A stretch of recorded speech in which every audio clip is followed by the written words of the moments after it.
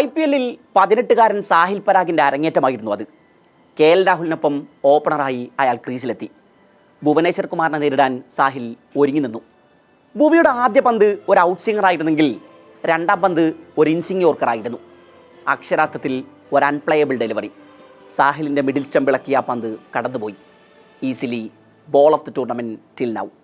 ആ വിക്കറ്റിന് ശേഷം ഭുവിയുടെ മുഖത്ത് അമിതാവേശമൊന്നും ഉണ്ടായിരുന്നില്ല. അയാളുടെ 18 വർഷത്തെ അനുഭവ സമ്പത്ത് ഒരു 18-കാരൻ്റെ കടപുടക്കുന്നു.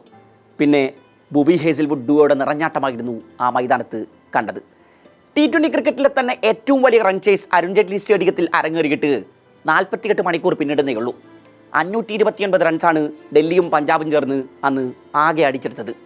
അന്ന് ഫീൽഡിൽ സംഭവിച്ച അബദ്ധങ്ങളുടെ പേരിൽ പരിതപിച്ച ഡൽഹിക്ക് ഇന്നലെ പരിതപിക്കാൻ കാരണങ്ങളൊന്നും ഉണ്ടായിരുന്നില്ല. 8 റൺസ് എടുക്കുന്നതിനിടെ 6 ബാറ്റർമാർ വന്ന വഴിയെ തിരിച്ച് ഡ്രസ്സിംഗ് റൂമിലെത്തിയിട്ടുണ്ട്. അതിൽ ക്യാപ്റ്റൻ അടക്കം 3 പേർ സംപൂജരായിരുന്നു എന്നോർക്കണം.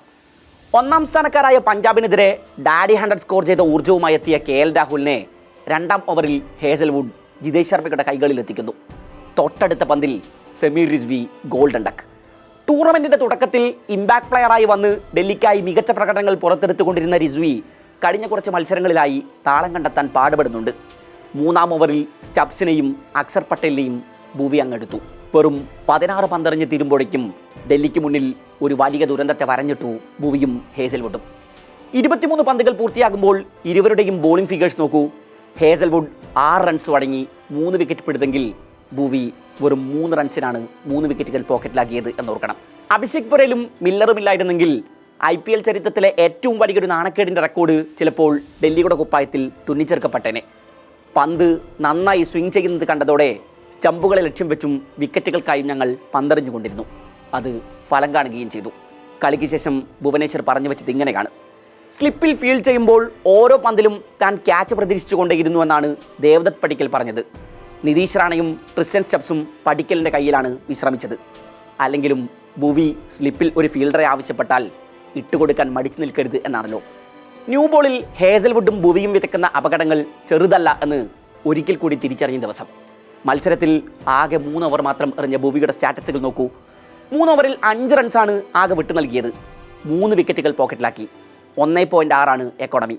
ഹേസൽവുഡ് ആകട്ടെ 3.4 എക്കോണമിയിൽ വീഴ്ത്തിയത് 4 വിക്കറ്റുകളാണ്. പവർ പ്ലേയിൽ 13 ഫോൾസ് ഷോട്ട്സാണ് ഡൽഹി ബാറ്റർമാർ കളിച്ചത്. അതിൽ 6 വിക്കറ്റുകൾ വീണു. 2022 ഭുവനേശ്വർ കുമാർ അവസാനമായി ഇന്ത്യൻ ജേഴ്സി അണിഞ്ഞത്. 36 വയസ്സായി അയാൾക്കിപ്പോൾ. ഇതുവരെ അയാൾ അന്താരാഷ്ട്ര ക്രിക്കറ്റിൽ നിന്ന് വിരമിക്കൽ പ്രഖ്യാപനമൊന്നും നടത്തിയിട്ടില്ല. ഇനി കഴിഞ്ഞ 4 വർഷത്തെ അയാളുടെ റെക്കോർഡുകൾ എടുത്ത് പരിശോധിച്ച് നോക്കൂ. ഭുവിയെ അവഗണിക്കാൻ സെലക്ടർമാർ കാരണങ്ങൾ നിർമ്മിക്കുകയാണോ എന്ന് തോന്നിപ്പോകും ചിലപ്പോൾ. സമീപകാലത്ത് T20-യിൽ പവർ പ്ലേയിൽ ഭുവിയുടെ ഡൊമിനൻസ് എന്താണെന്ന് മനസ്സിലാക്കാൻ ചില കണക്കുകൾ പറയാം. 2023 IPL മുതൽ ഇങ്ങോട്ട് പവർ പ്ലേയിൽ ഏറ്റവും കൂടുതൽ വിക്കറ്റുകൾ സ്വന്തം പേരിലുള്ള താരം ഭുവിയാണ്.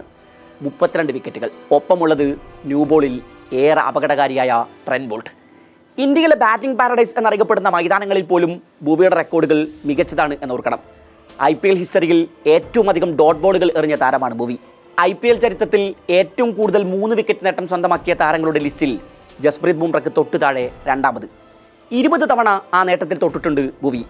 IPL-ൽ 200 വിക്കറ്റ് നേട്ടം സ്വന്തമാക്കുന്ന ആദ്യ ഇന്ത്യൻ പേസർ എന്ന നേട്ടം ഭുവിയെ തേടിയെത്തിയത് ഈ സീസണിലാണ്.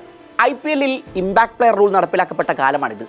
സ്ഥിരമായി 200+ സ്കോറുകൾ പിറക്കുന്ന മത്സരങ്ങൾ. ഇവിടെ പവർ പ്ലേ വിക്കറ്റുകൾ ഗ്യാരണ്ടി നൽകാൻ കഴിയുന്ന 8-ൽ താഴെ എക്കോണമിയിൽ പന്തെറിയുന്നൊരു ബോളറുടെ സാന്നിധ്യം ടീമിൽ വിലമതിക്കാനാകാത്തതാണ്. അവിടെയാണ് ഭുവി പലപ്പോഴും RCBയുടെ വിജയശില്പിയാകുന്നത്. 8 മത്സരങ്ങളിൽ നിന്ന് 14 വിക്കറ്റുകളുമായി പർപ്പിൾ ക്യാപ്പ് ഇപ്പോൾ ഭുവിയുടെ തലയിലാണ്. Anshul Kamboj, Jofra Archer, Kagiso Rabada തുടങ്ങി പർപ്പിൾ ക്യാപ്പ് റേസിൽ മുന്നിലുള്ള ബോളർമാരിൽ പലരും പവർ പ്ലേ സ്പെഷ്യലിസ്റ്റുകളാണ് എന്നോർക്കണം. ഇക്കൂട്ടത്തിലെ ഏറ്റവും മികച്ച എക്കോണമിയും ഭുവിക്ക് സ്വന്തം 7.61.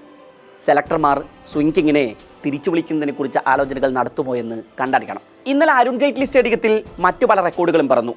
ഡൽഹി പവർ പ്ലേയിൽ കുറിച്ച 13 റൺസ് IPL ചരിത്രത്തിലെ ഏറ്റവും ചെറിയ പവർ പ്ലേ സ്കോറാണ്. 20 ഡോട്ട് ബോളുകളാണ് സുയാഷ് ശർമ്മ മത്സരത്തിൽ ആകെ എറിഞ്ഞത്. IPL-ൽ ഒരു ബോളറുടെ ഏറ്റവും മികച്ച റെക്കോർഡാണിത്.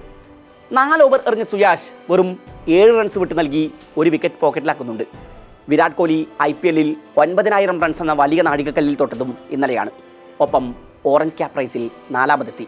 8 മത്സരങ്ങൾ പൂർത്തിയാകുമ്പോൾ 6 ജയിച്ച RCB 2ാം സ്ഥാനത്താണിപ്പോൾ. എല്ലാ ഡിപ്പാർട്ട്മെൻറ്റുകളും മനോഹരമായി പെർഫോം ചെയ്തു. പുതിയ മാച്ച് വിന്നർമാരുണ്ടാകുന്നു. ഈ ഡ്രീം റൺ രണ്ടാം കിരീടത്തിൽ ചെന്ന് അവസാനിക്കും എന്ന് ആരാധകർ പ്രത്യാശിക്കുന്നുണ്ട് ഇപ്പോൾ.